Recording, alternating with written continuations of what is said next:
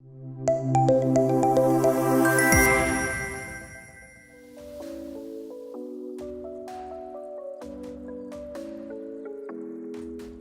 for giving us this much of time to attend this very interactive session, which is integrating mobile learning for any time, anywhere in education. And here we have our session moderator, Dr. Premdas Maheshwari, Director, South Asia D2L. Sir, I hand over this mic to you to run the session. And the interactive roundtable session, and I want to make it more interactive to learn your views and understand your challenges and issues in terms of M-learning. Because mobile learning has now become subset of technology-enabled learning. We talk more about digital technologies and use of technologies from the faculty's perspective as also from students' perspective. But actually, if you see, in terms of usage of technology, mobile learning has a very, very important role because of portability. This is ensuring portable education because of anytime, anywhere learning, and people can carry mobile in their pockets, and depending on pocket of time available with them, either they're traveling or sitting at home or anywhere, pocket of time allows them this flexibility to learn anytime. This is also, mobile learning is also helping individuals and as students, not only in terms of ensuring anytime learning, but also ensuring a lot of creativity that can be imparted through this tool. Also, help of mobile learning, we can ensure that we're not just addressing youngsters who are our students in the colleges and institutions, but the coverage and reach can be ensured to the unreached. That includes, Divyangs or differently abled individuals who perhaps are not able to join our institutions as students, but then we can reach them. We can reach a lot of people who are engaged in businesses and have no time to go to the colleges, and we can reach them using mobile, as a tool for learning and engagement. A lot of other things can be achieved in terms of mobile learning. One of the areas which has been existing since long, but has become very, very important, especially in the current digital age, is executive education. Now, there are a lot of alumni.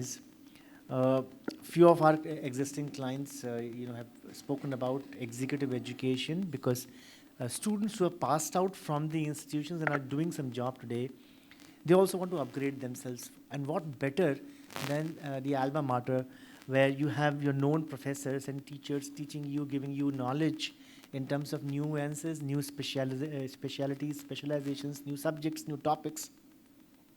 So they are the immediate audiences who have passed out from the institution, and then they can be approached for further engagement and doing those courses, certification courses.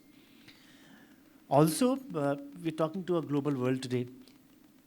The recent trend has been, if you see, most of the European universities and American universities have a major part of their education system as executive education. They launch certificate courses in various fields.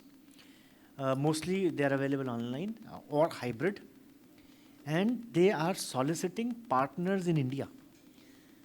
Many of the Ivy League universities and other universities have approached our institutions for a tie-up. And there's a simple reason. One is the population of our country. They know they can get the numbers here. They have issues and challenges in getting these students, whether adult learners or the youngsters, as part of the education, executive education. India has that population. We have a lot of our alumni placed at senior and mid-level positions who are keen for executive education. And also, we have capability to pay money. English is our second language. All these things make this market as the most attractive market for executive education as a co-partnered or co-certificate education models. There are universities in India, leading universities who have already partnered it, and this trend is going on. And a lot of universities are partnering with the existing institutions to float, hybrid model of learning or co-certification model.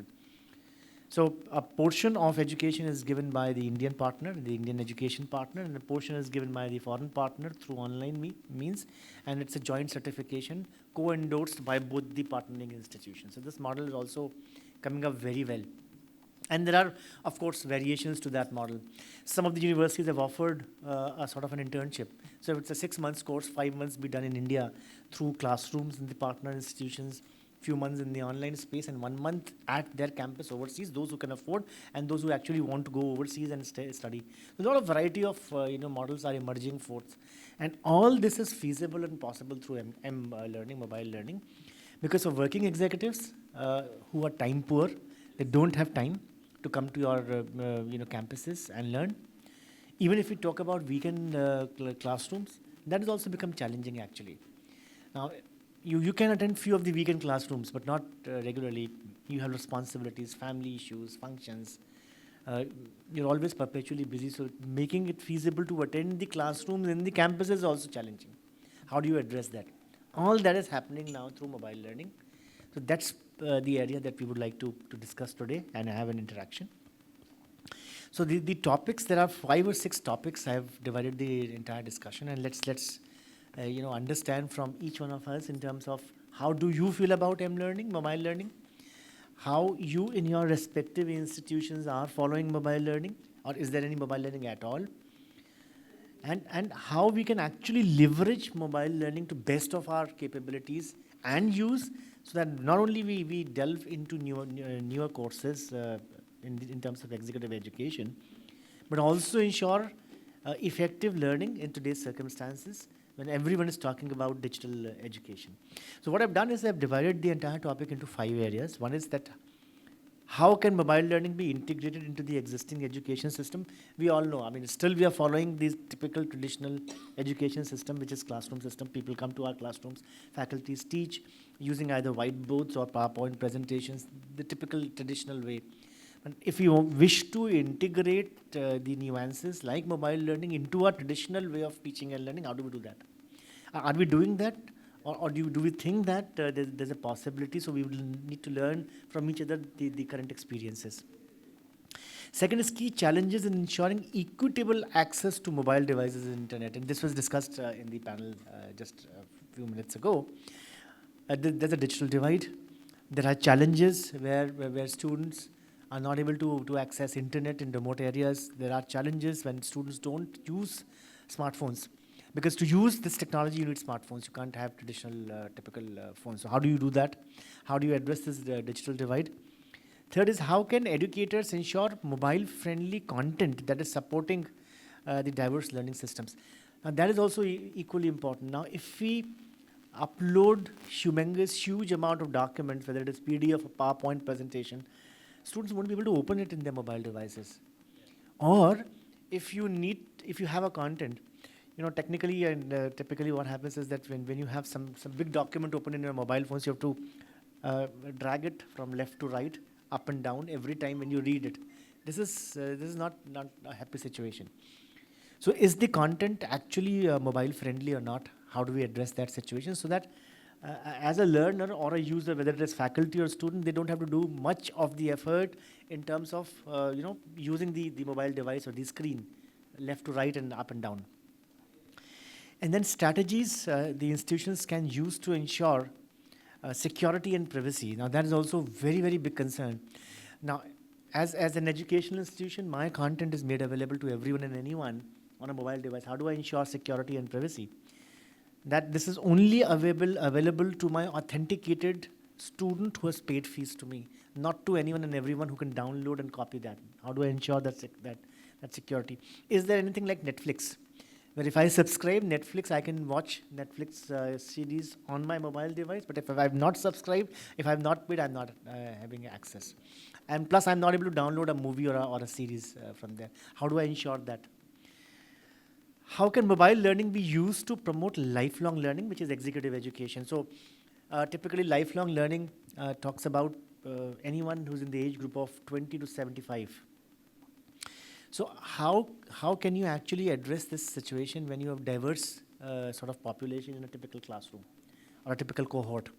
So you have people from different age groups, different languages, different continents, different countries, and within the country, different states, different areas, different languages, different upbringing, different educational attitudes. How do you make a cohort of this kind of a variety using M-learning? That's one of the challenges. Another challenge is assessments. So whether you're using mobile learning for your regular assessments, which is examinations, quizzes, or end-term examinations prescribed by our regulators, can we use mobile learning? Can we use mobiles to ensure assessments and giving examinations or assignments or a project? How do we engage? So these are the 5 or 6 areas where we would like to delve into this discussion and understand from each other how we can benefit from each other's experiences, or how we can learn from each other's, and then evolve at the end and conclude the learning of the day. So let's do one thing. Let's go around the table and let everyone introduce so that we know each other. I'll begin with myself. I'm Dr. Prem Maheshwari. I work as Regional Director South Asia for this company called D2L.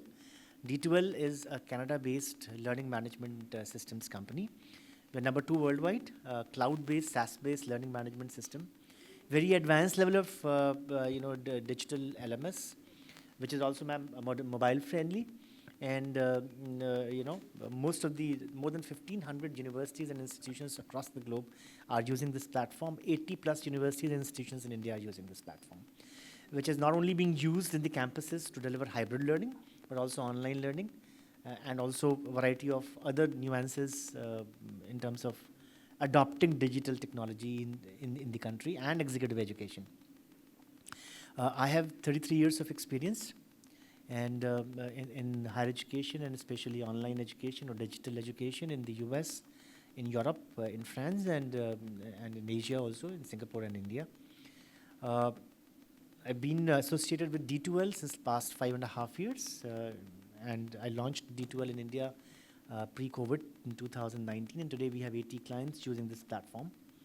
And we are poised to grow significantly in India through the help of your respective institutions. So that's a little bit about myself.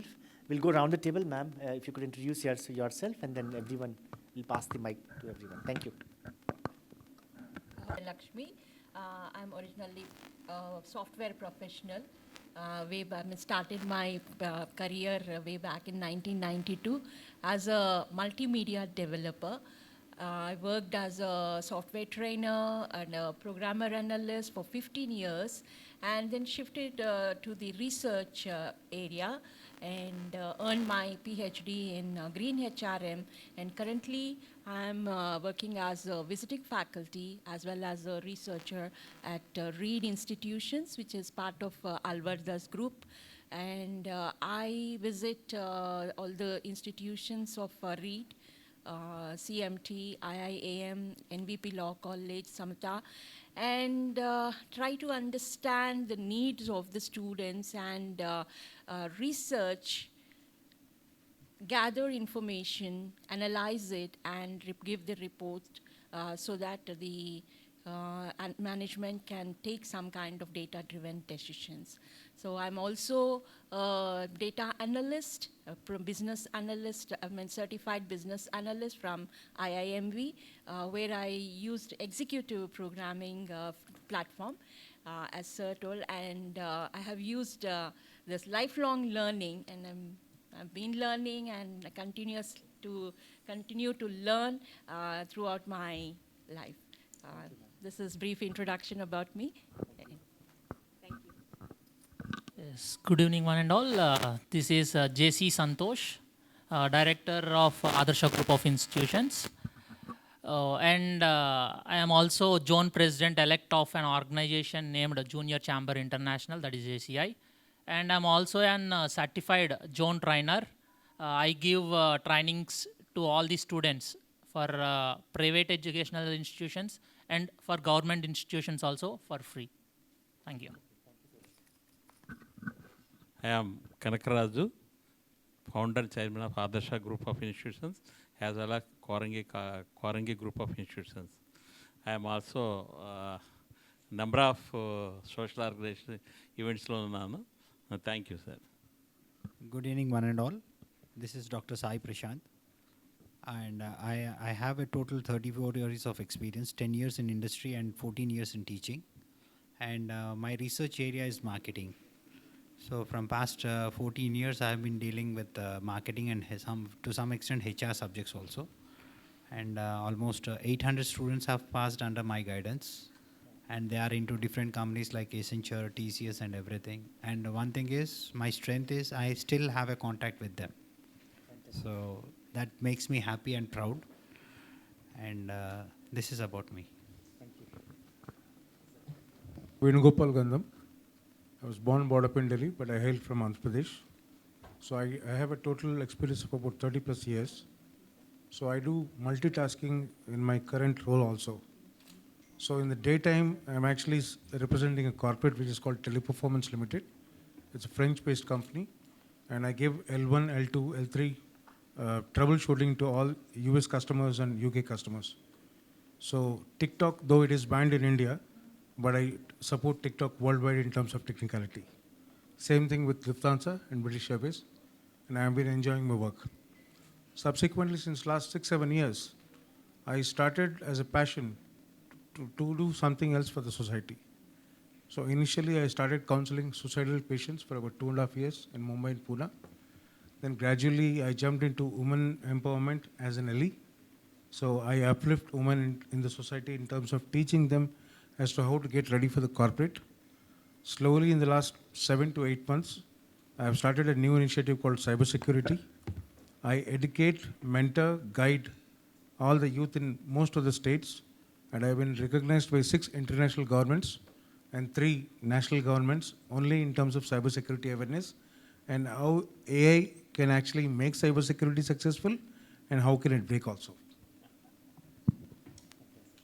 I am Dr. M. Kanakaraju. I am Professor of Electronics and Communication Engineering. So I have an experience of 29 years in the field of teaching. And presently I am taking an assignment, the Director, Academic Strengthening and Advancement. Earlier, I took a charge as a chairman of different professional institutions like Institution of Electronics and Telecommunication Engineering and Institution of Engineers. And I served as a executive council member of JN2 Kakinada. I am from Sheshadra Gudlavalleru Engineering College, Gudlavalleru, which is Krishna district, Andhra Pradesh. Thank you. It's fine. Hari, Vice Principal Administration from Lendi Institute of Engineering and Technology. It is at the suburbs of the city, Visakhapatnam. To my brief intro, I'm a language teacher by profession, but I studied deep into literature, how it helps humanity and for the students. And surprisingly, when I started a little YouTube channel in our institution, though I was into language teaching, and you all might know, in the technological institutions, the least preferred choice for everyone is language classroom. But I made it, I took it as a challenge, and then I tried my level best in operating a YouTube channel, which started just for the sake of data storing, whatever that we wanted to record in the classroom, instead saving in a little computer, we tried putting it into YouTube. And that was only my beginning idea of saving data of the local and then putting it into YouTube. And to my surprise, it was started in 2013, and then when I started giving it away, slowly, for the sake of YouTube, students started coming into my classroom. And there I started realizing, okay, I can do something better than what I can do from the traditional way of teaching learning. Slowly, after allowing each student to take the YouTube channel and then put their videos in, one fine evening, surprisingly, I received a call from IIT Madras, where some professor is trying to talk about 21st century skills, in which he wants to highlight the communication altogether. And when he was in search of his content, my YouTube channel appeared in his search, stating that I was working for a rural community and its development of communication. So there started an instinct in me that I have to really teach for the communication skills upliftment or development through some tech device. Okay, once we started, we have got a wonderful laboratory facility in our institution, thanks to our management, which has seriously found that there is some ability in me, and they've started investing. A lot of infrastructure has come. Now, for the past 5 to 6 years, we have started having a separate what you call environment for communication practice through tech tools. So this is what my brief biography. TAP University. I am Director for Innovation, Incubation and Entrepreneurship Cell. In addition to that, I'm also looking after sponsored research, industry consultancy, IPR and technology transfer aspects within the university. I have total 22 years of experience. I have worked in US for almost 12 years, and then I have participated worked for both industry as well as academia there, and that blend of combining your research with academic teaching was the one that I preferred more that I had, and which I'm still continuing. And so my goal is to see that how we can imbibe advanced research and also enhance the academic qualities within the institutes. So those are the aspects that I'm working with. Thank you. A very good morning, good evening, everyone. I'm Karthik, and I carry with me around 9 years of corporate experience. And I'm now currently working as a person who takes care of placements as well as the corporate relations for REIT group of institutions. And I am an entrepreneur as well as I'm also a business consultant for very few startups. So that's very basic about me. Thank you so much. The introductions. I could sense the depth of experiences which are available in this room, and I think all of us. I'm sure that this discussion is going to be very, very innovative, different from the other discussions, because there's so much of learning that happens when you discuss with such people who have depth of experiences in this field. So now let's begin the conversation, and what I understood also is that most of you are, I think, practicing mobile learning in some way or the other, technology-enabled learning, whether it is regular teaching and learning or it is executive education, but some way or the other, everyone is using. I was discussing with ma'am just before the start of this, she has been doing good research work in the area of mobile learning, which is fantastic. And she has been talking to various users also, who are using technology in terms of what are their expectations. We might think that there'll be specific requirements by people, but the real survey in terms of what the current generation of students, Gen Z, are expecting from us educators is also very important and critical. And she has a list of all the items that are solicited by the current day learners. And this list is going to be further going up because the expectations are equally going up, given the changes the environment is having, today's learning environment is having. Now, let's discuss, point-wise. So first thing was how can mobile learning be integrated into the existing education system? And all of us know that the way we educate today is same traditional way. Teachers comes to the class, he displays the PowerPoint presentation or a PDF documentation or something is circulated, and that is discussed. Students make notes, go back, study something, come back to the class, write examinations, assessments, and project works, and that's how they are evaluated. Still, we are following that in today's age. But at the same time, we also understand that in higher education specifically, students are allowed to take their mobiles or smartphones into the classrooms. They are engaged in recording most of the things that is delivered by the teacher. But at the same time, the challenge is that we don't know, are they involved in seeing a Facebook or WhatsApp, or are they paying attention to what has been delivered? So the engagement with these students has become a challenge. And typically in our institutions in India, as you rightly said, sir, when we talk about US or any other developed nations, the number of students in a typical classroom is very limited. So as a professor or as a faculty, you could perhaps track each and every individual's activity in the classroom. Not that. See, it depends upon which class you are teaching. Achha. If you are teaching undergraduate, probably you will have same strength. Achha. Believe me, I used to teach both undergrad as well as master's students. So for undergrad, if you are a popular teacher, your class will go beyond the limit of the enrollment. Right. 60, 70 also right, you can right, have. right. If it's a master's class, the minimum, Yeah. so it can be around 20-25 for a Yeah. master class. But the challenge, I think, is the same. As a faculty, as a teacher, how do we ensure that all these students present in the classroom are engaged and they're paying attention? That's a big challenge.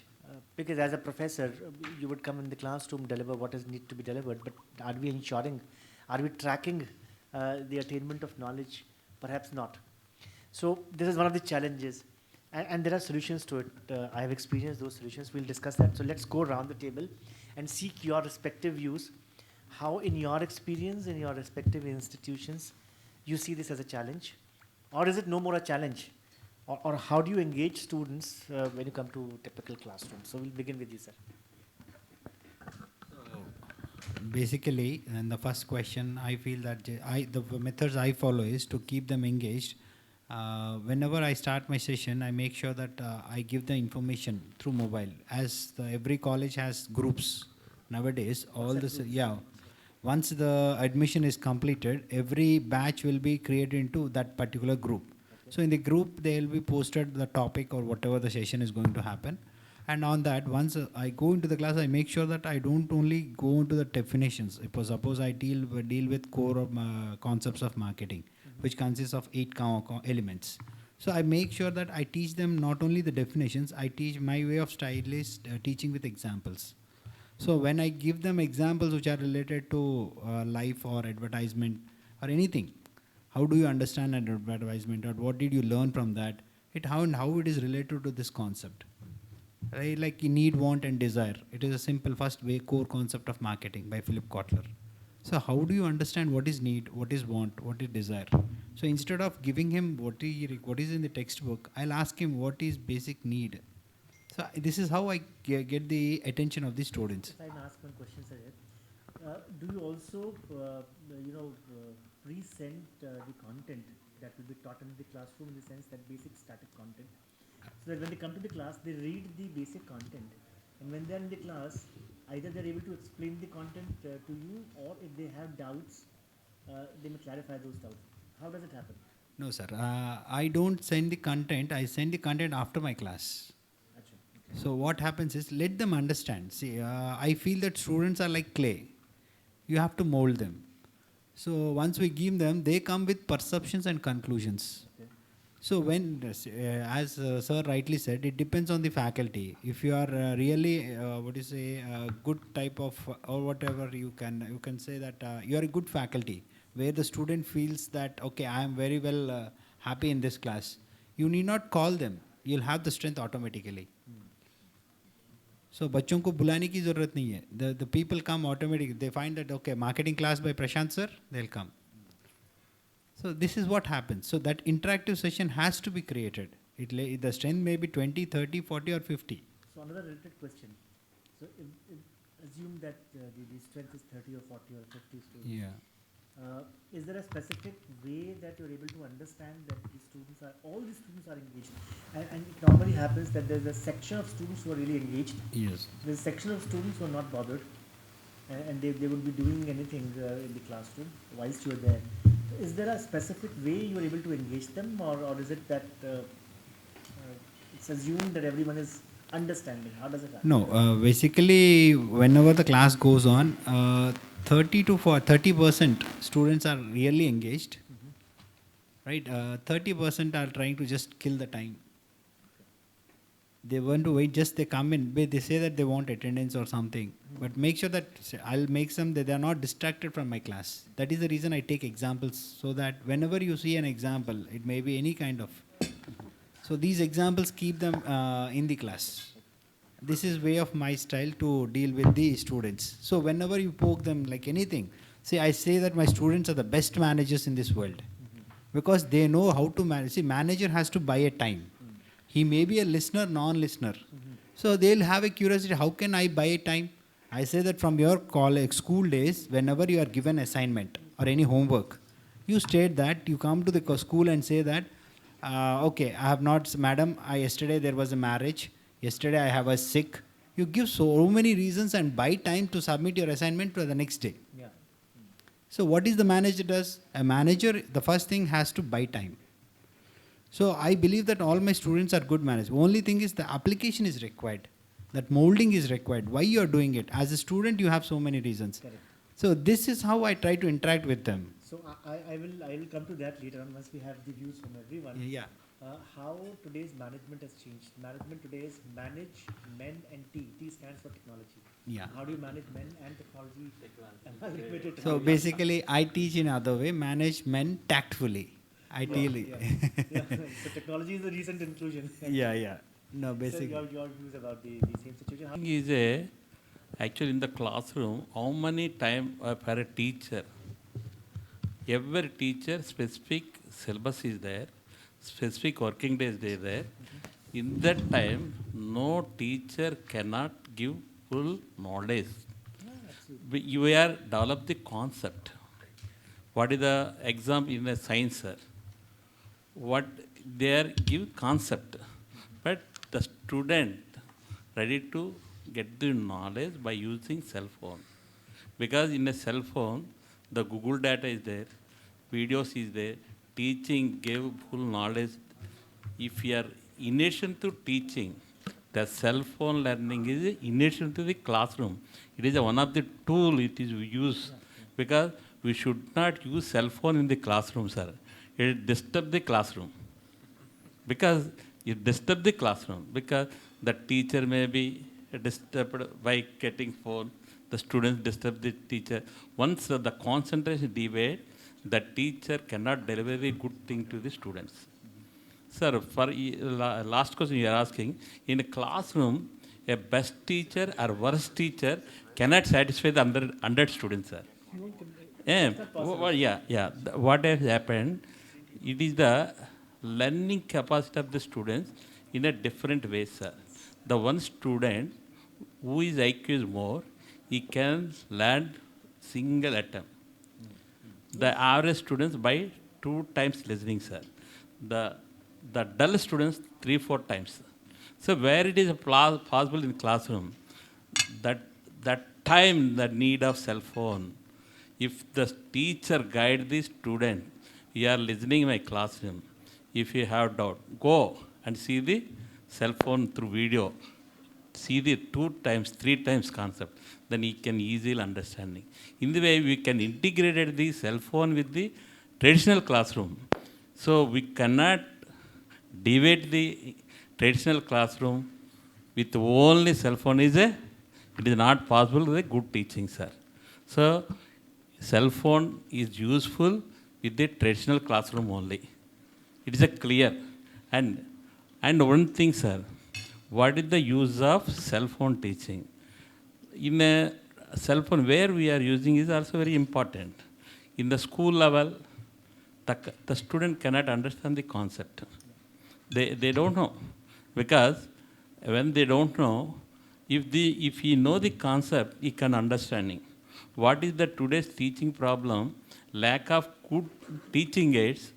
The teacher give good delivery, because lack of concept only is not received. So what is use of cell phone? If you are what your concept you want to develop in the student, if you are through see YouTube channel or any mobile application, if you are present, the teaching and concept and the real concept will help to more learning aspects among the students, sir. Fantastic, sir. I agree with you. And there are certain solutions which have been recently developed in terms of personalized learning, or the new education and policies. one more, sir. Ji. One more.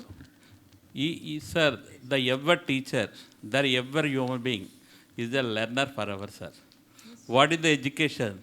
That is womb to tomb, sir. That is, we know how we are in the mom, this one. That is a womb. We learn everything womb from our birth. Tomb, when we are go to tomb, then only with the experience. This is the process, all the process is called education, sir. So, any teacher, any student, any organization, anybody, if he no update, he will be survival in this society. He is not update, he is outdated, he get side, sir. Thank you. Absolutely, and I will talk about personalized learning Okay. also, or customized learning. So, as you rightly said, in a typical class, 30% are the students who are very focused, or you know that they are eager learners. What about 70%? Out of that 70%, what about the segregation? So there are ways and means where you could customize learning and ensure each and every individual's competency enhancement, and that level of competency enhancement is also different. Yeah, So how do you do that and use mobile learning for that? So we'll discuss that a little later. Actually, Ji. based on the learning capacity of the student, then only we can prepare the individual. Because the students' IQ is different from students to students. So customized means the students who is a slow learner. If you are prepared according to him, he can receive very easily. If you are prepared, excellent teaching for the bright student, he can learn. Because if you are give this lesson to that person, he will fail bore. But if you are give the excellent lesson to the duller, he is not understand. So the learning process should be according to the students, sir. It must be integrated by the staff only. If the some tools help to the staff, how to integrate this one. This is called integrated education. Sometimes the disabled students also in our classroom, you must integrate with them also by our teaching. Correct. This is the skill of the teacher. This is the techniques used by the teacher by way of cell phone, by way of using tab and everything. We can personalize teaching, learning process also, sir. The new devices now come to the LMS portals. They are given customized. The low learners, they are given number of exercises, sir. Middleman's number of exercises. Like that, if you are prepared like that, definitely it will help to the students and the institution as well as the society. Thank you. Integrating mobile learning into our existing educational system. So while coming to the traditional one, right now what we are going on with learning, how we want to make it is activity-based learning. So through activity-based learning, we can involve all the students in the activity. So everyone, that 30% or 40% students will be making, as my previous speakers have told, 30% are active. We are not making them 60 or 70. How can we make that 60 or 70% matters? That is our task. How can we make that 100% students alert? That is our task. So through activity-based learning, we can make that thing, first point. And second point is taking feedback of the dull students. Some people are not listening. So as a teacher, if you ask, why are you not listening? They won't answer.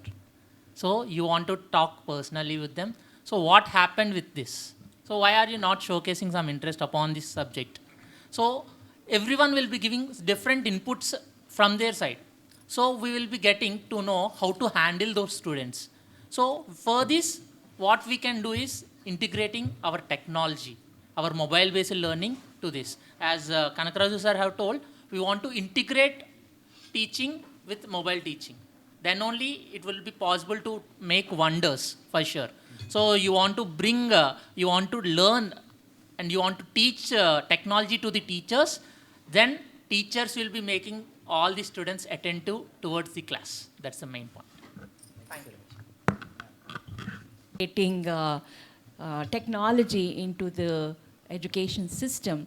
Way back in 1992, where I was working for Chirek School, which is Chirek International now in Hyderabad, I was part of their learning through computers. Learning through computers is a concept where they introduced for the first time for the tiny tots. Imagine a playgroup kid. Playgroup kid is 2 years old.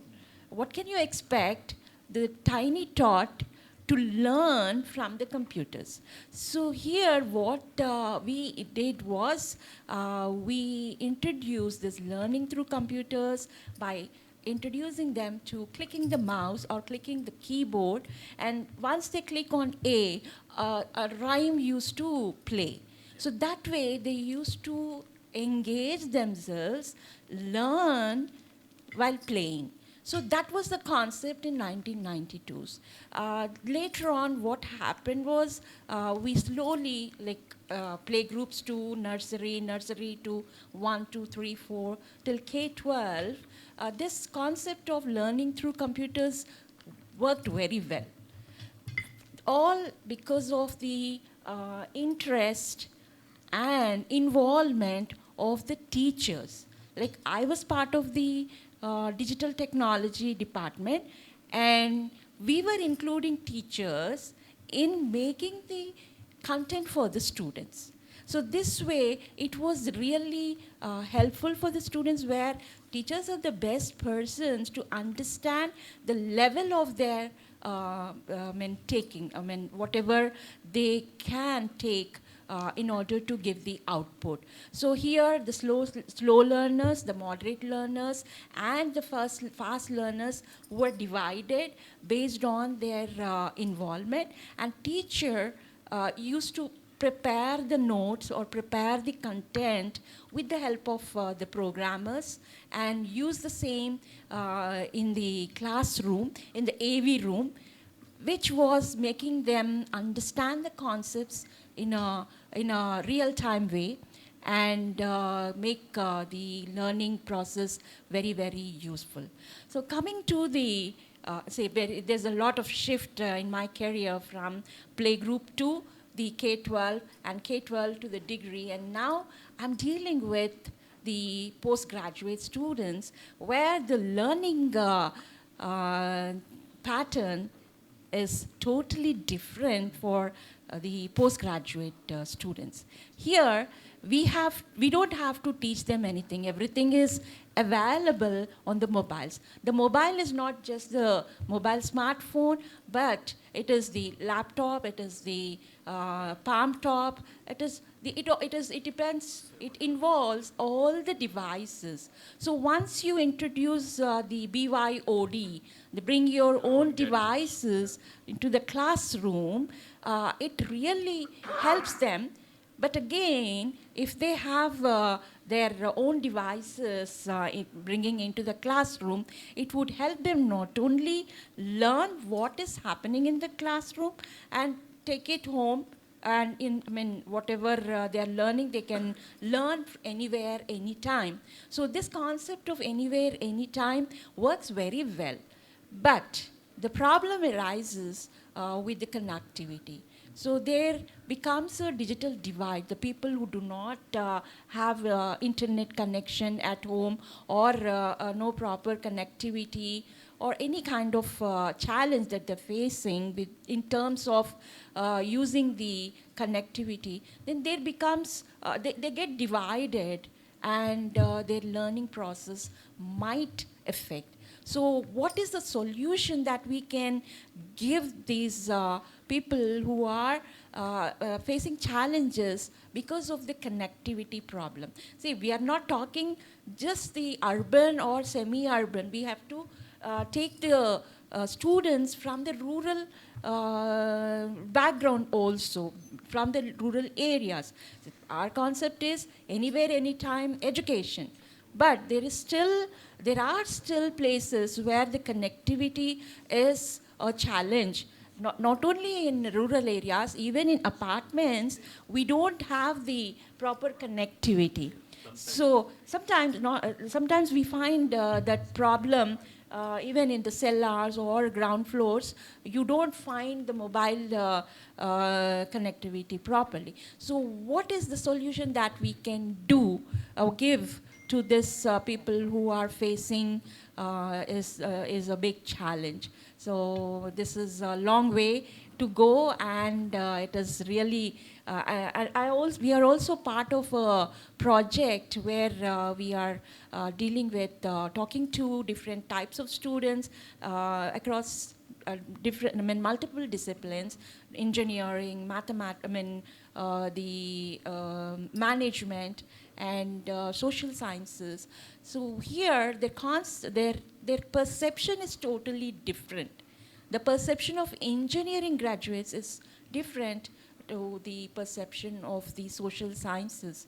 So this is again, we cannot simply say that anywhere, anytime education would work very well.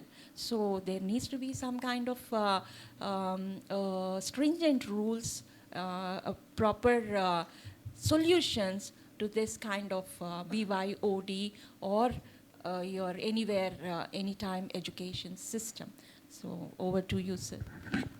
Thank you, ma'am. I think what you said is absolutely relevant, and we will delve about the digital divide in the last question. But then you are right. Technology should be used as a complementary and supplementary aid to the main education. Yes, yes, yes. Yes. So, correct. So, these devices, these new age technologies are there to support the teaching and learning pedagogies and processes. They cannot be replaced. They cannot be replaced. Yes, it cannot be replaced in any case. The idea here is to actually delve upon the fact that how do we use this as a servant in the best possible manner, so as to ensure that faculties use this as a tool to develop very engaging content, and they use it to engage students, and also use it to identify at-risk students or intelligent students, and modify the teaching and learning accordingly. So that's the main premise. I will delve on this topic a little later, but let's have the views of other gentlemen also. Sir.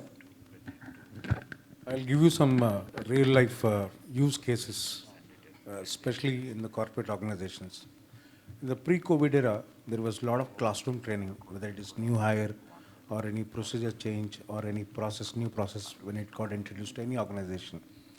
Post-COVID era, technology has been, in a devastating speed actually, because we as corporates, we don't even know what our children know actually in today's world on the mobile features. So initially when we started training our employees, so people were not attentive. It is as usual. And out of 100%, there are hardly about 20% who are attentive because they want to make a career and they want to learn as soon as possible, as fast as possible, as much as possible. So we were in a precarious situation. So then we introduced a homegrown learning management system into the organization. I was the chief POC for that. So I started online training. Since it was one-sided learning, nobody was taking interest. Then we introduced some new concepts. We started giving situational examples. What happens is when you actually put an LMS training and then a question and answer quiz type assessment, a lot of people will actually pass because it is just pass the answer like pass the buck. But when you actually introduce 20 different sets of questions put to 20 people, then the actual talent is coming out. That's possible through. And over a period of time, what we learned is that the system will talk. For about 20-15 minutes, the system will talk. Suddenly, the system will say, "Hey Venugopal, can you repeat what I just told?" Yes. Yes. The real talent will actually come out again. Beautiful. So we adopted such kind of measures so that it is a win-win situation for both.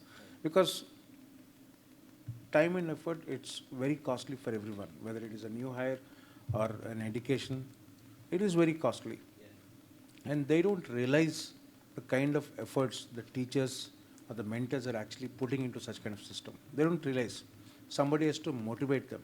So the best motivation, what we have done is, instead of giving a one-way learning, we asked everyone to actually give a situational example to what I have been teaching in the last 1 hour. Give me a situation, prepare a situation in your mind, take 5 minutes, take 10 minutes, prepare a situation. So then if he comes forward and understands the logic as to what has been taught in the classroom, there ends the matter, sir. You have achieved 30% of the people as a desire, that's more than enough. And nobody is perfect. 100% is not possible at all, sir. Those days have gone. Thank you, sir. You know, I when you were describing about this use case, I'll also give you an excerpt from a use case. So in 2000, I'm talking about the year 2012, no, even before that, 2005, 2006. I used to be the managing director South Asia for an online university based out of Singapore called Universitas 21 Global, U21 Global, co-owned by 16 international Ivy League universities from North America, Europe, Asia, Pacific, Australia, and New Zealand. Now, what they did was they had MBA program jointly from 16 universities. So the MBA degree was jointly given by 16 universities, and you became the alumni of these Ivy League universities. The examination system was unique. The examination system was called as OBOW, Open Book, Open Web Examination. Now, what they used to do is that to evaluate you, they used to give a live case study of a company or an institution or an organization or something which has a website, and you could actually go to Google and find about that situation. And they would give you a case study. You have access to all the content that has been taught to you. You have access to n number of people around you, your teachers, your professors, your bosses, your colleagues, your friends. Talk to all of them. 24 hours were given to solve that case study, during which you have access to anything in the world. You have to apply that situation, do the research, go online, talk to people, and then arrive at a solution.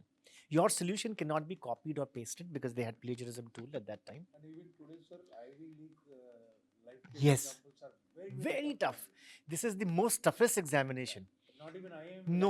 No, because the concept was that in real life, when we come across a problem, how do we solve that problem? We don't lock ourselves in a room with no access to internet, no access to telephones, and you're supposed to solve that situation. In real life, we go to internet, we talk to our friends, our colleagues, our relatives. I don't know you, I know you, you know him. I'll request you, sir, please introduce me because I have this problem, and sir can solve that problem. This is how we solve our problems in real life. So why not in examinations? If you really want to test the knowledge of the student. And this used to be the toughest examinations where CEOs and people at senior levels used to fail because they were not able to comprehend this kind of a situation. So such kind of innovations are coming forth. The LMS which we have has 11 kind of assessments and examination patterns. All are innovative. Until and unless you have innovative tools using technology to test the knowledge of an individual, it's very difficult. The current rote learning that we have, which is memorize and reproduce in the examination, is one of the worst possible assessment of any individual's capabilities or capacity. Gamification in the learning. All of us, if you see youngsters, they play video games, mobile games. Candy Crush is very popular. So you achieve a level, then you're motivated to go to the next level and so on and so forth. And if there are friends, they will talk to each other. I'm at this level, what about your level? I've crossed this level. That has been transformed in the form of questions and assessments.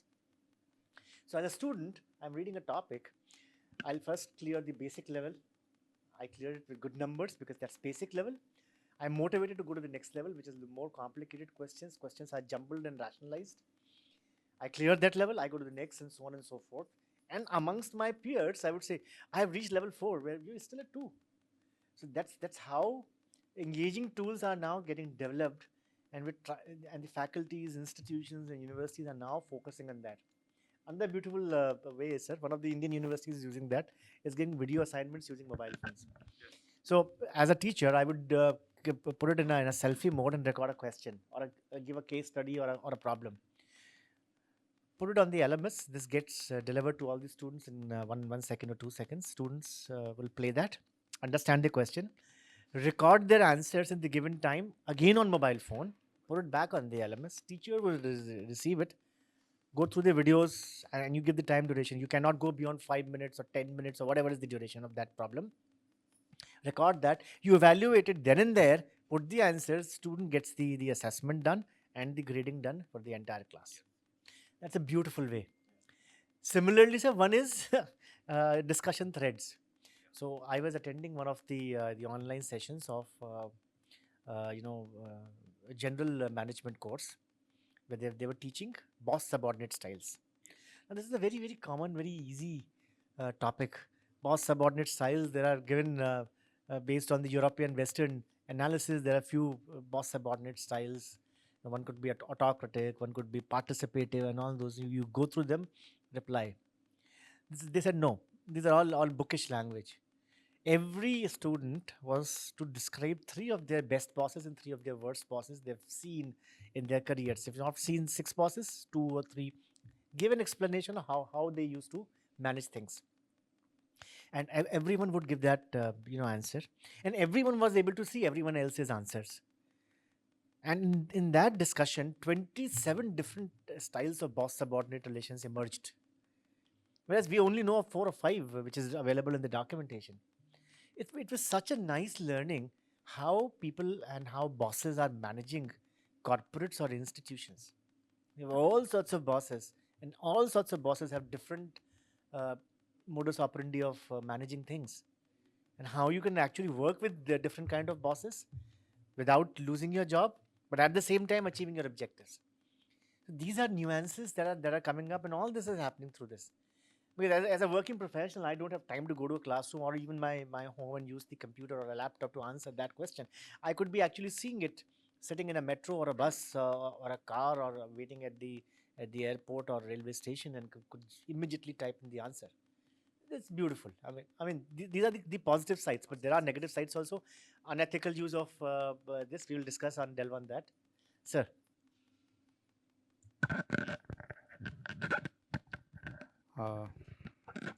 Anything context? Yeah, context is that we're discussing the use of mobile learning and especially in comparison to the classroom, typical traditional way of teaching in the classroom versus digital tools, especially using mobile phones in the classrooms. What could be the possible challenges and what could be the possible opportunities? Oh. You can introduce it. Yeah. I missed that. I'm sorry. I'm Imtiaz. I'm Chief General Manager, Hindustan Petroleum Skill Development. And currently I am CEO and Secretary, Skill Development Institute, Visakhapatnam. If you happen to go to Dwarka Nagar, you will be able to see that bus stand. Flyover. I asked the driver to take me through Visakhapatnam and we landed on that bridge. I said, what a beautiful building. Such a nice, huge, massive building in skills area. Rare to see. Yeah, so we painted red and blue, which is HPCL. See, the topic is so relevant, and I think, do we have choices? No. So what we are discussing is no control area. What we are discussing is it has come, it has arrived, how to harness. Yes. There is no, nothing else. How long it is going to be there? That also we don't know. And very uncertain, and we just don't know. Pre-2019, we were all operating in predictive mode. Most of us, I won't say we. When I say we, I talk of industries like us who are in legacy industry. We are in petroleum business, refining crude and then selling, and we know that there is some product raw material somewhere, and we know there is a market, like another 40-50 years I'm talking about myself, and like my industry, there are 70 to 80% revenues coming from legacy till then, 2019. And then this thing happened, COVID-19 happened.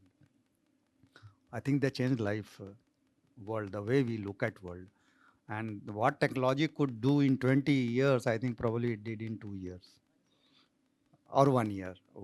And with respect to especially communication, the communication. Earlier we used to go to library, have books and all that, and after 2019 to now we have crores and crores of books, you can just reference it out. That is an enabler, but in my opinion, that is a dangerous thing also. In a sense that what is available? What is available? Earlier also it was available. We used to go to library. We used to listen from our teacher, and gurus and colleagues and all, what was always available. Now it has become much easier. Problem is how. And I'm sure no, another moment will come when this technology will connect how also. Today itself, you have given some example where they are giving case studies, and then we solve case studies online, and then they evaluate. So it is part of how. Part of how. But that remains a challenge. I don't know how many institutions are doing like that. The example which you gave. Today I see business may, I don't know whether percentage I should say, but lot of great simply loan you take, or any number of, they are simply minting money through these LMSs, a video, they will put it and they will distribute certificates. Today you talk anybody, everybody has got a certification.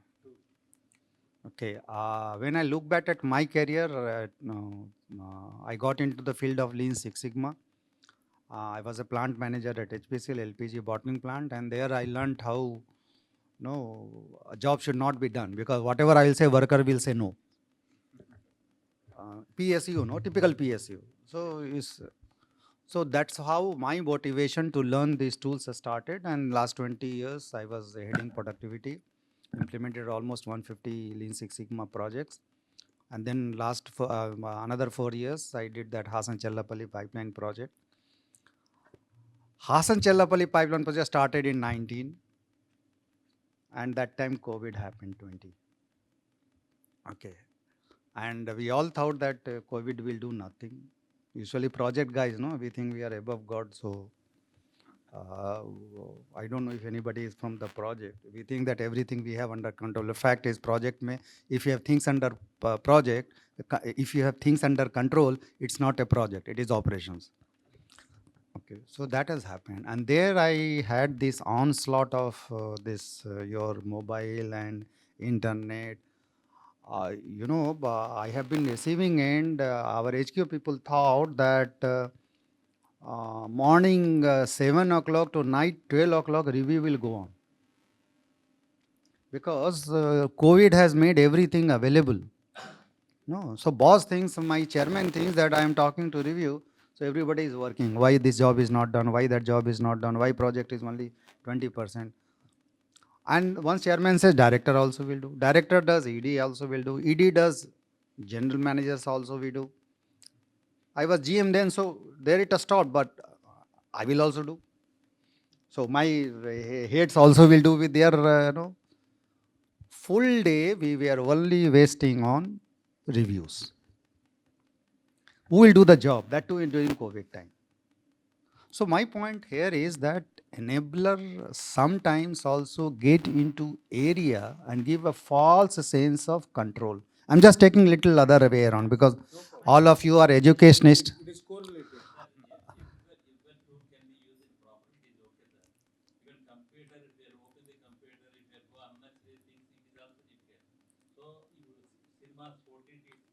Everything is bad content, but if you are used in a proper way, it will be used.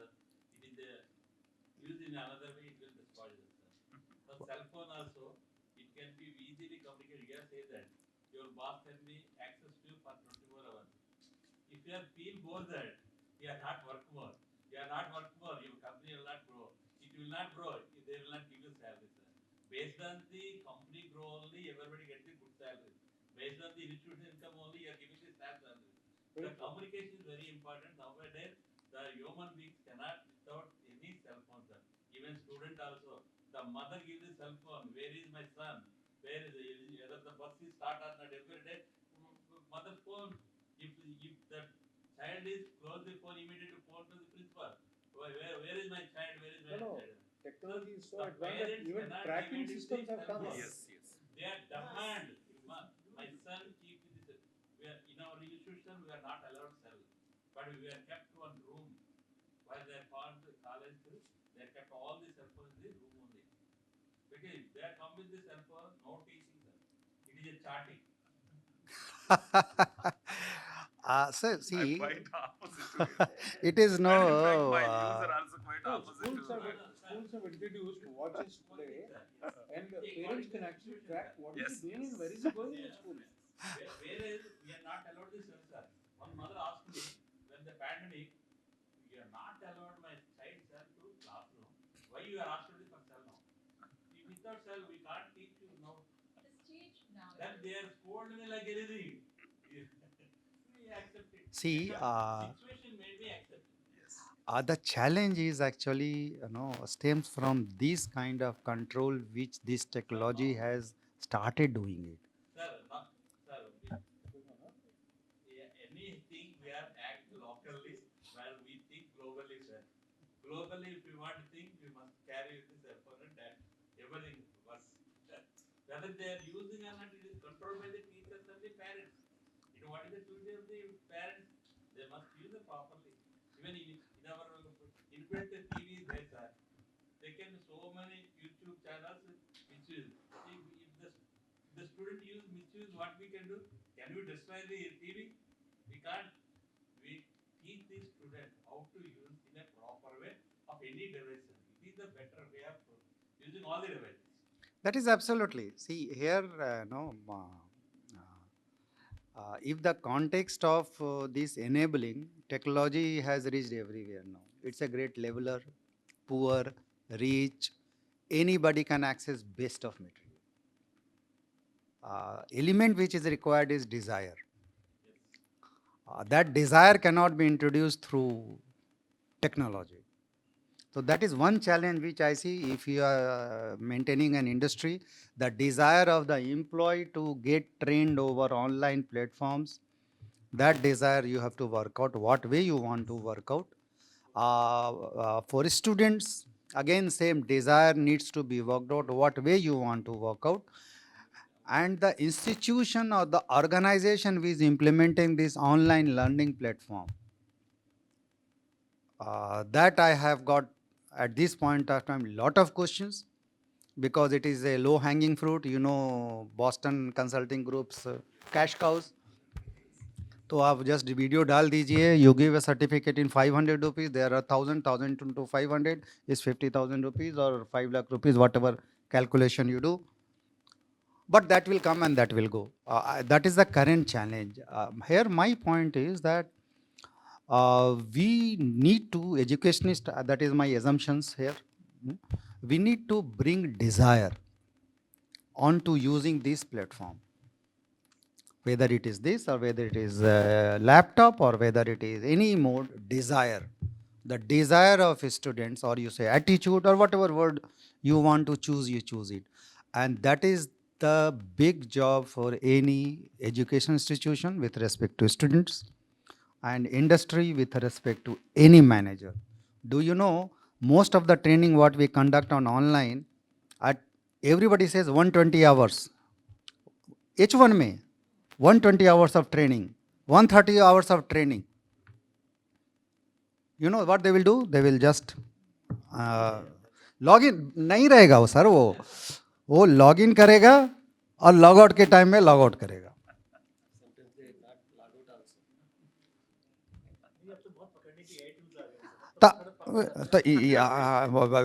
We have better minds, no? Something else people will come. So my point is the platform which one is using, say my company is using that online platform for teaching, they also think that instructor doesn't go out of the system. That is my point. The intervention, whether you bring through technology, you gave some example of technology where you read a case study, respond to case study, there is some instructor somewhere who is responding. That cannot become zero. I don't see becoming zero at this point of time. Okay. Problem here is if we want to make them vanish, then learning is become what? I'm not telling it will not be learning. It will be what? But now your learning is not what? What is 5% of it? Even if you talk of managerial skill, the reflection is more important. Why I did what I did. Like you gave example of 27 bosses. I can name another 10 bosses. Because we have been through that 37 years I have been through, I can name another 10. Why? Because that reflection if I do with a group of say 30 or 40 people, they'll come with another 10. So that is the power of interaction. That is the power of, sharing. Now sharing and interaction is very important pedagogy of learning. That is my experience of last 20 years as Lean Six Sigma project implementer, because what I found, technology or methodology is 5%, 10%, 50% also I can do myself.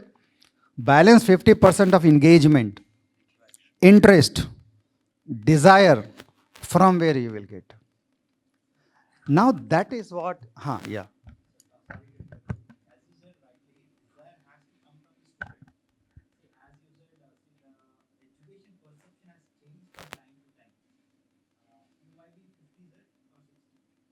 I'm closing 60.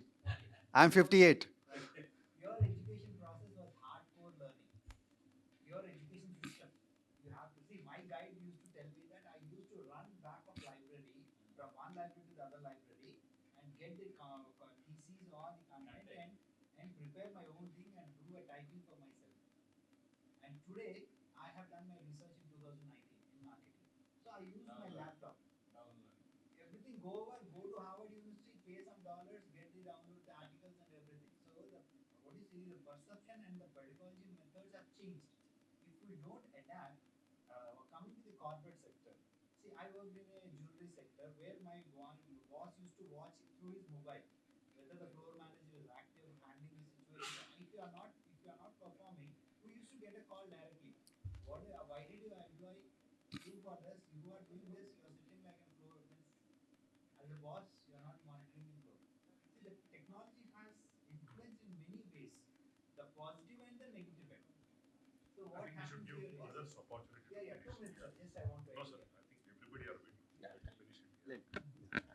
waiting. The survey says very clearly the 74% of the world population, they are switched over to the mobile education. But fortunately or unfortunately, in India, there is a very less. Because of so many issues. For example, take my subject. When I'm entering into the classroom, so there seems to be all the students are very quiet and but really they're listening or they're pretending quiet. So it is a very difficult to understand by the teacher. But the today's scenario, the generations, the listening time is decreasing day by day. Every 30 seconds, the student is diverted. Maybe he's asking something to friend or he's thinking something. So every 30 seconds, the teacher must refresh it, just like volatile memory. So because of if you're not refresh it, so that fellows will not come out from that mode. That is a scenario. So the teacher is teaching not only the core subject, in addition to that, so something to be added, that may be the real case examples. So normally the teacher is what the content wanted to deliver. So they want to finish the syllabus within the stipulated period. And because of the management and principal and other people are asking within a 65 periods you have to deliver, you have to finish it. If you not finish it, you give an explanation why you are not finish it. So that is a motto of every teacher to finish it. But when you're doing that, how much percentage the students are receiving? So what I'm practicing is, so about 50 minutes, so hardly I may be taking a 30 to 35 minutes, not more than that. The remaining time I may be giving a life skills, I may be introduced into that, or I may be giving some case studies of that particular subject. So by doing that, so I want to use some technology. What I'm doing is, whatever I want to prepare my PPT, that is a basic PPT I sent earlier. Before to the class, I'm sending my basic PPT. I'm not, whatever the PPT I'm sending, the same PPT I cannot be repeated in my class. That is called basic PPT. So now I'm presenting the PPT with the animations. The same concept, somebody is seeing, somebody is not seeing. But I'm told to my students, So you copy this picture while coming to the class. That's it. Because of copying and everything, time is wasted today. So you're maintaining a running notes and copy it. So I may made it my PPT with the animations to understand more clearly. Okay. So then some of the students, they may prepared at home, they may not be prepared. But who prepared the animation, they can understood very well. But some of them, they are not prepared. Even though some of them, they understood. But still, there is a 20 to 30% people, they may not be listen, they may not be following. So for them, again, I want to do some quiz in the form of a quiz. I may be posted the Google form. We are using in our college Microsoft Teams. I may be posted. So the same question paper to all the people, 20 questions are given. So you may answer at any time within the next class. There is no limitation. You may copy it, you may do it, you may put your lucky draw or something else, you answer it. Right. So then I may be made an analysis. So how many students are taking it seriously and how many students are getting good marks. So based on that, I may be tested another test. So little bit making the groups based on that. So total class of strength of 60, I made it. Each class strength is maybe one group is nearly 10 people like that. So every 10 people, one quiz maybe goes. So there is a 6 sets I may be. So again, I made it analysis. So it is a very tough process for the teacher. But some students are asking me, sir, we are very good lesson we are missing due to the lack of some work at home. So how you get your lecture? So because of my lecture is not recorded anywhere. So it is very difficult for them. So then we raised the same issues to our management, and shortly the next semester it will be start. We are creating a recording studio. So whatever the lecture you want to deliver in the classroom, so the same thing will be recorded. So that will be posted in the YouTube. But still, the YouTube, there is a 20 minutes, 30 minutes videos they won't watch. That is another issue. You can't engage them. So how to make it as a short form? So within a maximum of 3 minutes or 4 minutes. So there is a glimpse of the classroom. So it may be modules divided into 10 modules, 10 into 3. So make it 3 minutes and 3 minutes. So I experimented. So my own lecture without any recording studio. So we succeeded. So the same thing I represented in our institution. They started building a recording studio. So shortly that may be clicking. This is being practiced now in the form of micro modules. Yes. Run by a large number of corporates, especially in the insurance and banking sector. Yes, sir. In the insurance and banking sector, you have to update your field staff on a daily basis. Yes. Change of the interest rate, new policies. Yes. Changes. All that are formed in the form of 2 minutes, 2.5 minutes micro modules. Yes. Easy to consume over your mobile, anywhere, and Yes. a small quiz, 1 or 2 questions. That's it. Yes. This is absolutely possible, and this Yes. is now gradually being adopted by education. Yes, sir. Yes. I think this is the relevant piece. Yes. When we were talking about how do we engage students. This is the answer. Yes, sir. But Yes. I do not know everybody's perception sitting here. The student dynamics has drastically changed. Yes. The context. You can't even predict actually. That's the most dangerous thing. The advantage with micro modules is since the attention span is very little. Very little. Yes. Easy to consume. 2 minutes, 2.5 minutes of engagement. They won't feel. They won't feel. Yeah. Rather than 2.5 hours, 2 hours, 20 minutes is difficult for capturing the attention of a student. Let it be a brilliant student. That's the issue. And this, what you're saying, is the Yes. perhaps the current solution. It might not work in future, but currently I think this is Yes. a very good approach. Yes. Thank you. Sir, this is on, sir.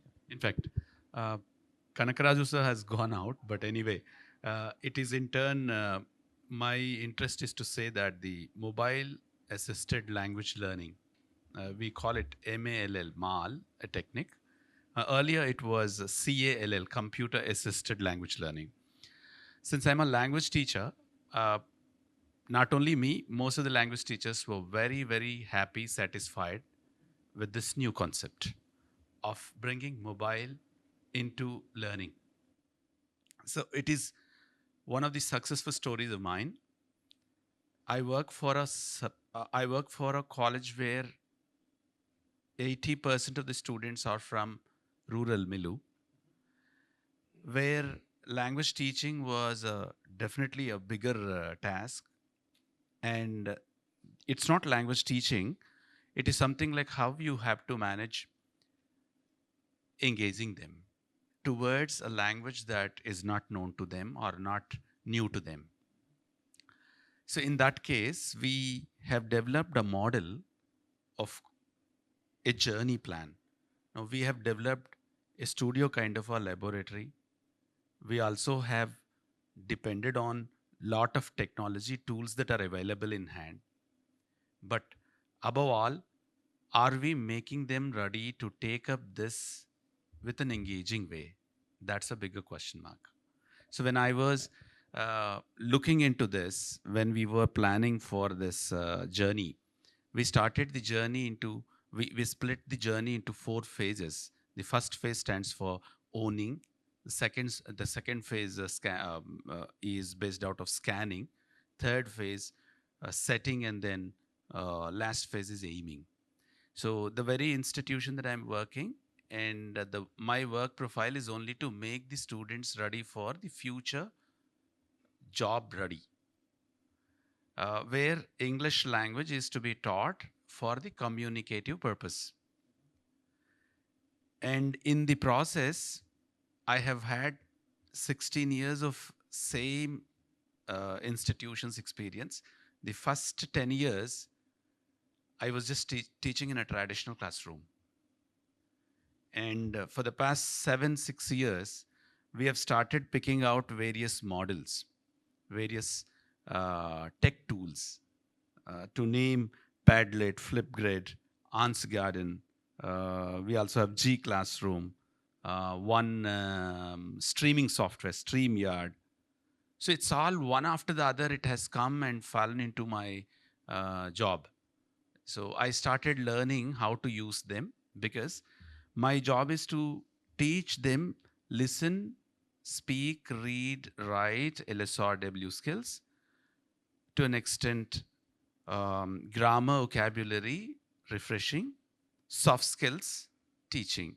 So all these 7 modules that I have to cover in a newer model, because students have started listening to me when I am transferring my lecture into a mobile.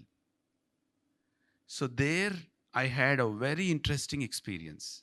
What happens, I tell you. Listen, it's beautifully possible. Earlier, when I wanted to exercise listening in normal classroom, there need lot of setup. A speaker has to be brought, and then I have to put my tape recorder and then press it, play it, and then listen. Whereas when it is now reaching directly to the mobile, they are able to listen to it, and immediately followed by it, if there is a quiz or if there is an asynchronous learning model, they are responding immediately to it. Like that, each skill was interestingly possible in the journey. And I have had even a record, and just now I'm sharing with the sir. In fact, I've got a kind of a progress starting from, we call them 24 pass outs, 25 pass outs, 26 pass outs. For the past 4 years, I've had the data. 25 pass outs, what was their progress on the mobile learning platform? So how are they utilizing the given opportunity? How are they actively involving into the language items to be learned? Was that really easy for them when a teacher involved, or a teacher involved through a mobile? All that analysis was purely coming so positive to me. And to be a surprise, their communication skill was seriously practiced with their own interest, because everywhere now, today, and in their travel time or at their free time or late in the evening, sometimes my submissions will come back to me. I sit between 6 and 8. I never get the submissions. These young kids only start by 9 p.m. to 12 p.m. Yeah, they'll submit all of them well before the deadline. So it's a beautiful factor that I have been enjoying. The mobile assisted language learning is purely a sweet affair for a language teacher like me. This is what I can mention. Thank you, sir. Thank you, sir. Excellent. So excellent project you have implemented there, and real good use of technology and good use case also what sir has projected. But see, one of the challenges, as sir has already pointed out, there is no way out. I mean, in sense like we have to adopt it in a better way and utilize it for enhancing our teaching learning process. But one of the challenges that we face is, especially if you're using in a classroom, because everybody, I think, their classroom strength is around 60, 70 students, allocating those many IPs in one go, right? The bandwidth. So those are some of the challenges that needs to be overcome. But use cases are many, right? I can just point out a few. What language he has, means exercise or use case he has been doing. Similar thing which I pointed out in our panel discussion is helping students with different languages, right? Sometimes I don't say that I have got very good American slang, but when you are speaking to somebody who is from US, you try to bring in that slang, right? So we have students who are from deeper regions where they cannot follow proper English. For them, native language is still important. So maybe some lectures at the initial stage, maybe first year and so on, if that Google Translator can be used for them, where they can plug in and understand what's going on rather than missing out in total, right? So that could be one of the good use of mobile in the classroom, I would say.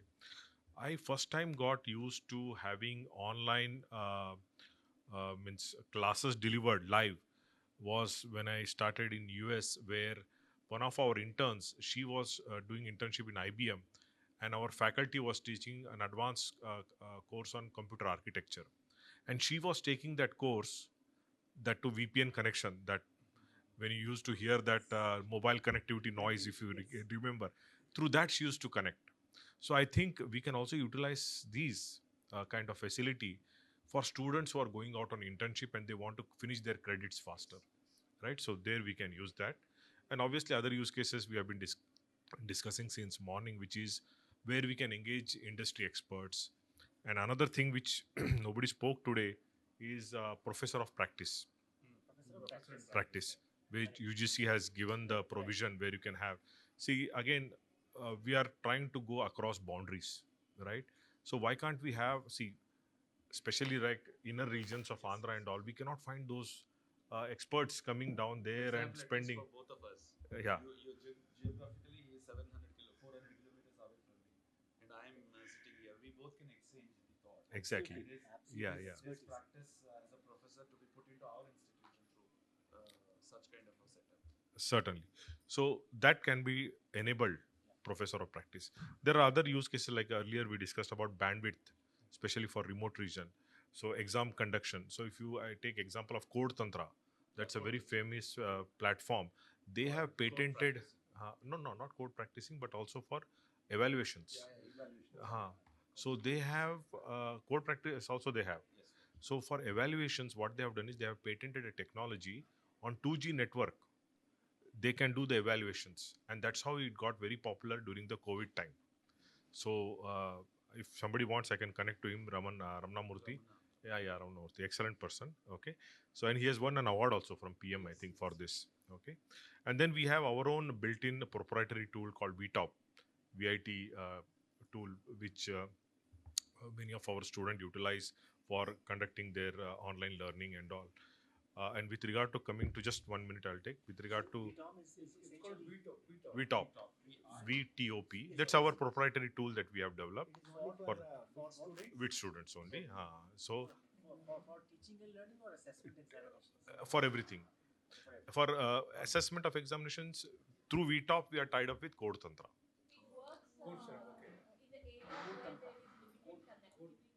Yes, that's what I mean. See, so where if we have to conduct online exams or online evaluations also for that matter, with very low bandwidth also you can able to do that. Is this tool available with your AP campus, or I think it's not available in VIT main Vellore campus? No.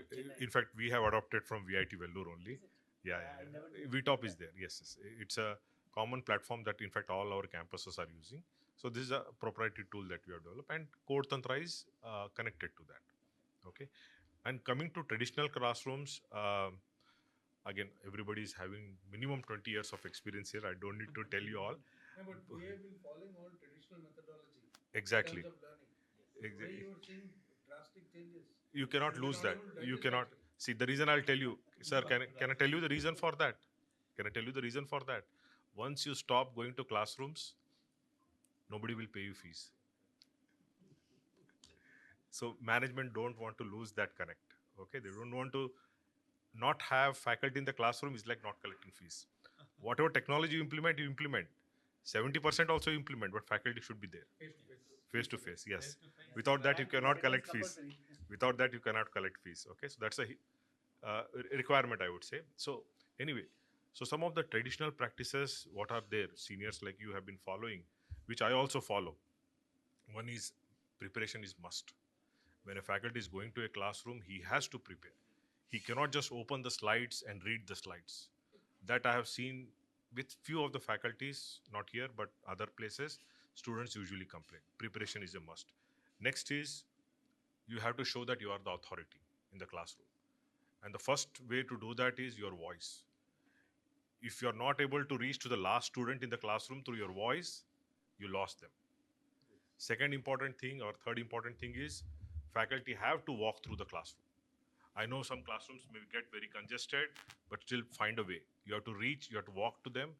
And then one thing that I do, as I told in the morning, that you have to be an entertainer. So I prepare at least one story for the students. I prepare one story for them to get them engaged. That's what I wanted to add. In one of the courses in our language curriculum, we made only short story. 5 short stories we have picked up.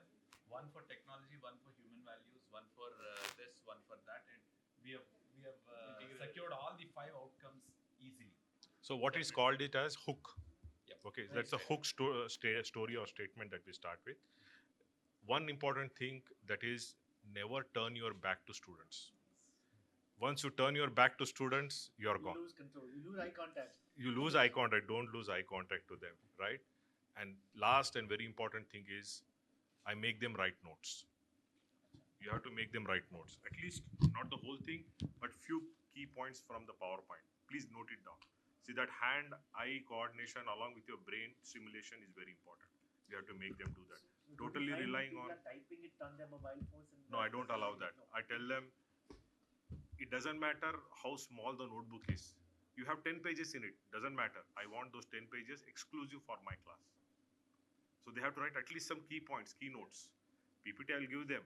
Reading assignment I'll give them. But they have to write something. So these are my take and inputs. Key points help you a lot.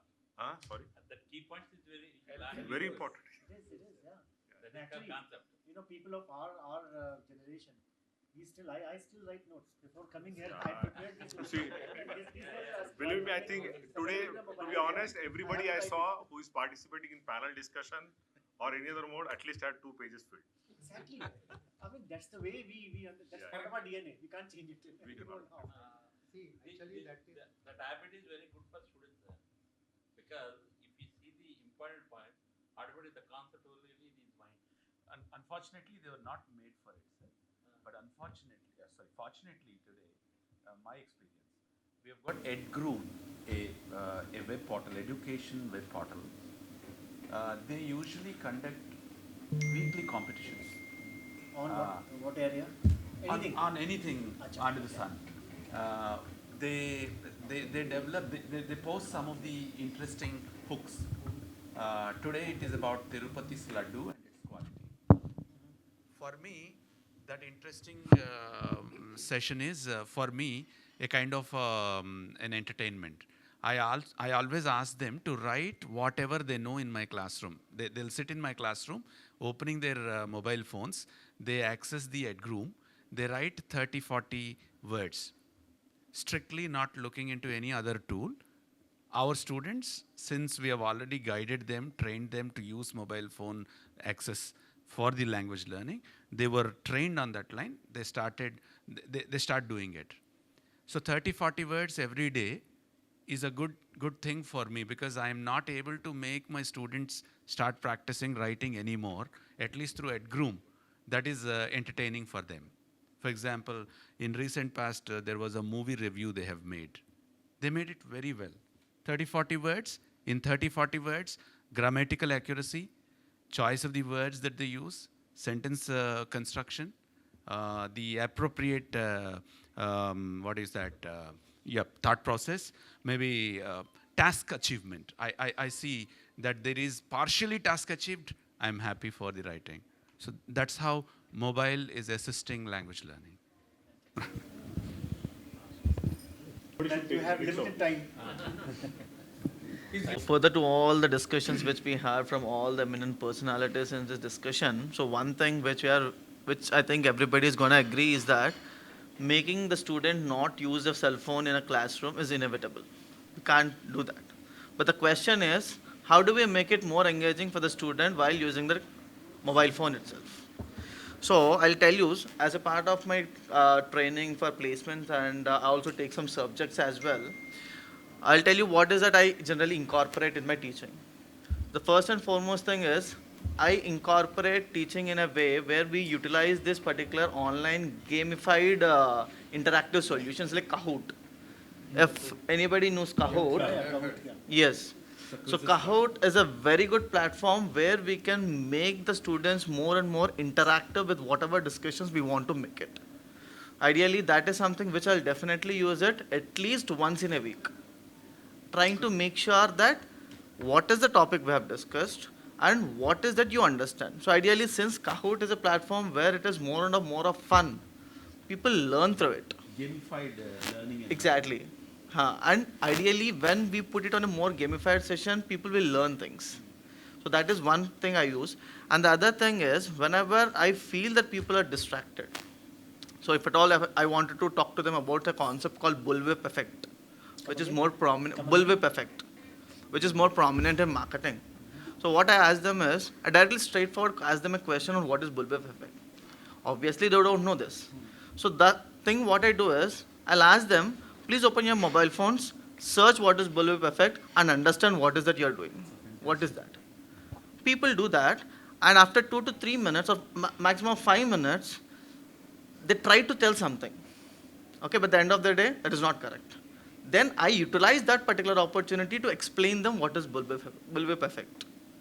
So ideally, in this way, we are making them use the mobile phone, as well as we are also making them in a best productive way. That is where we are using Answer Garden CH, that is just one little web page. All these 7, 8 need not wait for the opportunity. On the screen, all these inputs will come. So say Prem Das is going to type 3 or 4 interesting ideas. All those 3 or 4 will come on that. They'll be visible to everyone. Visible to everyone. Yes. And on your device, on the bigger device, everywhere it is available. And it can be easily engaging the whole classroom. One way engaging fulfilled. The other way, each individual at least doesn't know something on looking at the others' inputs. Yes, If it is students, it is very encouraging. I'm not able to construct a statement properly. At least my friend who does it, and from him I can try my own idea how to put it on screen. Like that, it is engaging. It's very engaging. And a couple of more things. Answergarden.ch. And couple of things which I wanted to include further to Dr. Maheshwari's session. So you were talking about the video assignments, right? Yeah. So ideally, let me just bring down a corporate angle to this. If you observe, companies right now are not spending time on reviewing the CVs on paper or a digital format. The right now are what they are doing is, there's this thing, right? 1 gunshot and 2 birds. Simple. You present yourself on a video. They'll check your communication, they'll know about yourself. Yeah, it's become like video resumes. Exactly. Right. Most of the companies right now, they don't really encourage the people. Exactly. Right now, companies don't encourage this concept of having this paper CVs and all. If there is a person who wants to apply for that company, there is a Google form which is being sent. They have to fill in the basic details. And the last one is, instead of updating, upload your updated resume, they are just putting that they're giving, introduce yourself on a video of a 2 minute and send it across. So most of the scrutiny is happening in that, and ideally this will eventually help the students to ensure that what to speak and how to speak even before camera. And within the time frame. Within the time frame. How crisp and precise they put forward themselves is something which matters. Yes. And also one more thing you have put forward is with respect to learning through threads. Yeah, that's very Right, engaging, that's a yeah. very, very interesting, interesting and a very, very informative thing, because I've done my post-graduation program on some executive this thing in applied business analytics from ISB Hyderabad. So this particular college introduced this particular concept, or they're using it. So where our professor used to give as a problem statement, okay, and there is no time limit. So ideally they'll give it for around 24 or 48 hours. So and we as a student are expected to put down an analysis from our this thing, perspectives. Like And surprisingly, as you said, we have, if we have 40 students, we at least have 35 plus perspectives of looking at a problem statement. It's so interesting. And the best learning comes from perspectives. So ideally, yes, since there are certain things which are inevitable, so we have to start adapting to things on how do we make it more and more engaging. And this concept of threads has come essentially from India. 7 or 8 ladies in a housing society sitting together and chatting about each other's issues and problems. That's actually discussion threads, and there are parallel and simultaneous discussion threads happening everywhere. It's like So interesting actually. in our technology institutes, it is called learnathon or hackathon. Yeah, And right. setting some 48 hours, 72 hours by not having any other thing in their mind. A problem statement they only propose, and for that they can come with their own solution. Yeah, discussion. Bring it forward. Actually, now one of the issues is availability of this technology. Is it becoming a bombardment? That is another challenge. So that's also a real challenge, because right now with the advent of this AI and all, thought process and thinking capacity of students has drastically come down. And It is killing. It's killed. Even though it is saving a lot of time. Yeah, it's killed. say, People Your say creativity is gone. No, no, no. People You're not say able to that- put your mind and focus on one It's a particular simple thing. example. I had a neighbor's kid, they're studying in class 4th or 5th. I said, do you learn tables? Why should I learn tables? Why? And that's the basic. No. Take out your mobile, put equal to, or you open an Excel sheet, put equal to, put it there, you get the answer. Why should I learn it? Why do I need it? That's the concept. Fantastic. And this is the answer you're getting from a kid. Yes, sir. And we were made to memorize and learn those tables and use them in the mathematical equations. We can calculate things immediately. We can visualize things and we can calculate. They're not interested. They're not interested. They were not even taught on that line. If taught, it was taught. They can look at us differently, and as that is what now language teaching for an undergrad guy. My friend from Pressman Cell or even Dean Sir will definitely look into it. They wanted the numbers at the end. All 4 long years of study. By third year when he reaches, only one hook or one common statement from any recruiter. His communication is not good. It's a very simple word. But later the game starts only towards all fingers that will go towards language teacher or language trainer. So I think what happens right now is the figure of this package or salary, that has become the primary, and the prerequisites of getting that salary has become a secondary. I'm not finding fault with anybody, even with our recruiter too. Really, his communication is not good because the models that we have undertaken, the methods that we have incorporated are not lucrative towards the student. Yeah. So I received an application. I was recruiting for some position, and the cover letter had language. Instead of using YOU, he wrote you. He used short form WhatsApp language in the cover letter. Sir, It's rejected right from the first. At least he has written you, but for me he writes emojis. I have Yes. to understand the language through emoji. That's not wrong at all in his culture because he was trained on the social platform that way. In order to say thanks, he wants to put 2 hands tight. He's right on that line. When you take language psychology, it's right. He's right. But for us, we wanted the structured letter. Anyway. But for him, it is not the structure. In fact, I think in order to conclude, I think the valuable inputs all of you have given. This is a piece of instrument which is acting as a camera, as a calculator, as a watch. Actually, I've stopped wearing watch since 10 years. I don't feel like using watch. Why should I use the watch? Also, any kind of communication, Personal WhatsApp, secretary, personal secretary, personal organizer, booking your ticket, anything and everything. Your content marketing. Content marketing, your letters, your communication. Even if you want to fight with somebody, you can just put emojis and send it. Everything, for everything, this is the. But what do we do? I mean, this is the reality. Then why not it is into education? Into education. Let it be a portable education device. Actually, this challenge one, what I see is the reflection. Learning is also reflection. Somebody gave an example that you are going to library, searching through books. That search is reflection. And that is the challenge. I don't know how. I will talk to you, sir, offline. I a few years back conducted a course and program for IOC at IIT Gurgaon, and we had a lot of learnings from that program. I'll discuss you offline. Hugely, because somebody talked about gaming. Last 2 years I have been very intensively in corporate training, behavioral. 35 years I have been bombarded with concepts. I slipped. And now today that my goal is that nobody sleeps. I slept with eyes open. Beautiful. 35 years. Last 2 years my aim is. That's a talent, sir. I have no choice because I know what concept you are going to teach to a person who is 50 years old, 45 years old, who is general manager, who doesn't know what is leadership skill. You tell me who doesn't know. The answer here is engage, gamify, role plays, and feel your vulnerability when you go to the stage.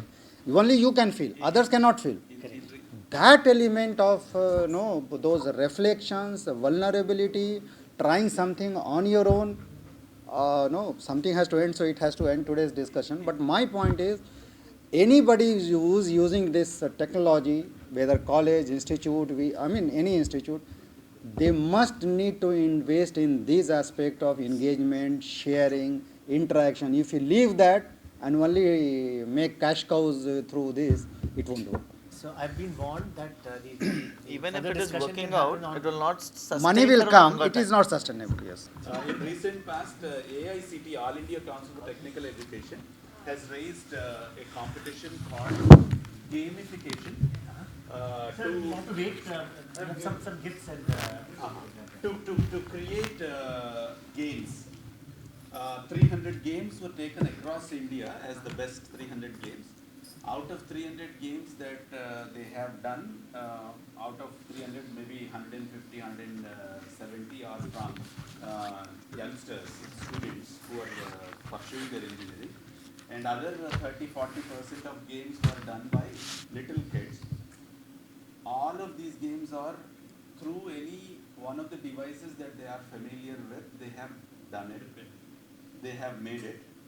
And their performance was awesome, and they are just only prototype games, and I don't know when they are going to be materialized as real games. All of these are possible through a mobile phone. Still now tell me why mobile phone is not to be allowed into the classroom into learning. Everything is possible by mobile. Provided with some. See, mobile is only an enabler. My point is the person who is briefing, the person who is debriefing, we will also have that comes very important. The application kontam, PC kontam, mobile cheyagam. Yes, sir. Sir, please do that. We can use knife for cutting the apple as well as the. Yes, it's up to you. Mobile is like it. Sir, whatever you do, you have to put effort. So basically, other day I was having a discussion with the students, and one student rightly pointed out that technology is like a medicine. You have to utilize it till the time it is used for. Apart from that, if you take an overdosage of it, it will definitely harm you. To the end of this session.